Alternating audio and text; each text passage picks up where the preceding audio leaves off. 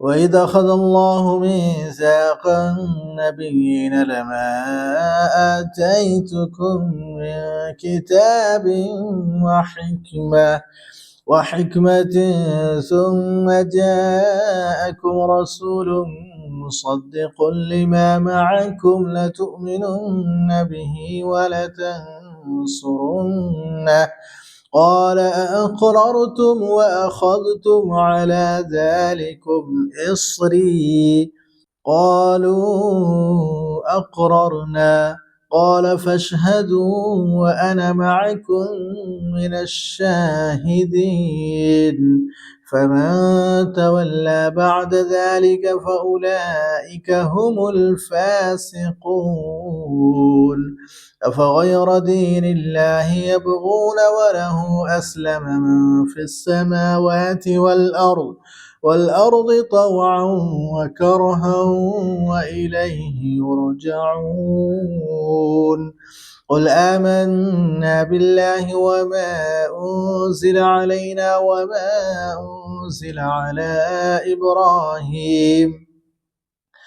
إبراهيم وإسماعيل وإسحاق ويعقوب والأسباط وما أوتي موسى وعيسى والنبيون من ربهم لا نفرق بين أحد منهم ونحن له مسلمون ومن يبتغي غير الإسلام دينا فلن يقبل منه وهو في الآخرة من الخاسرين كيف يهدي الله قوما كفروا بعد إيمانهم وشهدوا أن الرسول حق وجاءهم البينات والله لا يهدي القوم الظالمين أولئك جزاؤهم أن عليهم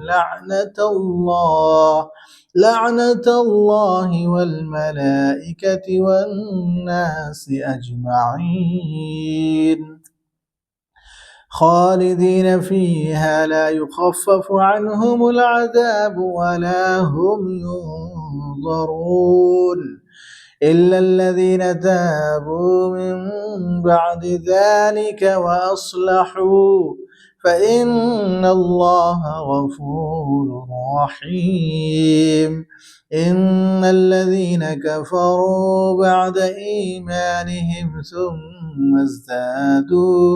ثم ازدادوا كفرا لن تقبل توبتهم وأولئك